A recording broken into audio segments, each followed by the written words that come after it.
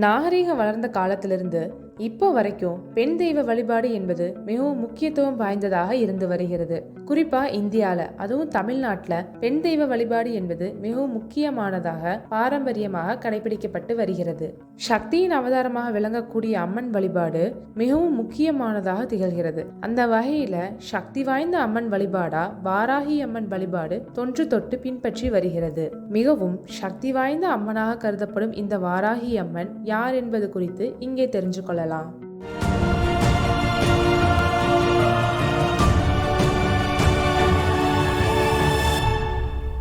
இந்து மத புராணங்களின்படி வாராகி அம்மன் என்பவர் அன்னை துர்கா தேவியின் ஒரு அம்சமாவார். ஒரு சமயம் ரத்த பீஜன் என்கின்ற அரக்கனுடன் மகா துர்கா தேவி போரிட்ட பொழுது தன்னிடம் உள்ள மகா சக்தியை 7 பாகங்களாக பிரித்து 7 சப்த கன்னியர்களை தோற்றுவித்து அவர்களை ரத்த பீஜனுடன் போர் செய்ய அனுப்பியதாக புராணங்களில் கூறுகின்றன. அதே போன்று திருமால் வாராக அவதாரம் எடுத்த பொழுது அவரின் துணை அவதாரமாக சக்தியாக வரலட்சுமி தாயார் எடுத்த வடிவம்தான் இந்த வாராகி அம்மன் வடிவம் என கூறப்படுகிறது.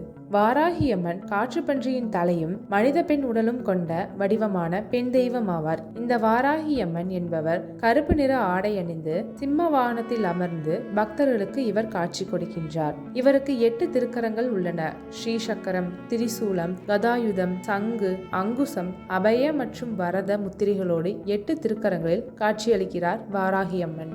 மாந்திரீக வழிபாடு செய்யக்கூடியவர்களுக்கு குலதெய்வமா இந்த வாராகி அம்மன் விளங்கி வருகிறார். இதை பத்தி நம்ம நாட்டுல இன்னும் ஆராய்ச்சி நடந்துகிட்டே தான் இருக்கு. இந்தியா மட்டுமல்லாது குறிப்பா தமிழ்நாட்டுல இருந்த சோழ அரசர்களுக்கு வாராகி அம்மன் தான் குலதெய்வமா இருந்துள்ளனர். இந்தியாவின் மிகப்பெரிய அடையாளமாக விளங்கக்கூடிய ராஜராஜ சோழன் கட்டிய பெருவுடையார் திருக்கோயில் இடத்தை வாராகி அம்மன் தான் காற்றுப்பன்றி வடிவத்தில் வந்து கட்டியதாக கூறப்படுகிறது. அதனை பெருமைப்படுத்துவதற்காக தஞ்சை பெருவுடையார் கோயிலில் அவருக்கு ஒரு தனி சன்னதி அமைக்கப்பட்டுள்ளதாக கூறப்படுகிறது. இந்த தஞ்சை பெரிய கோயிலில் அமைந்திருக்கக்கூடிய வாராகி அம்மனின் சன்னதி தான் தமிழ்நாட்டிலேயே மிகவும் சிறப்பு பெற்ற கோயிலாக திகழ்ந்து வருகிறது. சோழ மன்னர்கள் மட்டுமல்லாது கலிகத்து மன்னர்களும் வாராகி அம்மனை வழிபட்டு வந்துள்ளனர். அந்த அளவிற்கு கேட்கும் வேண்டுதலை எல்லாம் தவறாமல் செய்யக்கூடிய சக்தி வாய்ந்த அம்மனாக வாராகி அம்மன் திகழ்ந்து வருகிறார்.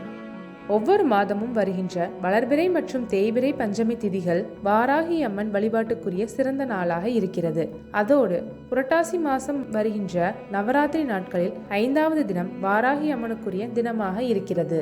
மேலும் ஒவ்வொரு மாதமும் வருகின்ற அஷ்டமி மற்றும் பௌர்ணமி திதிகளும்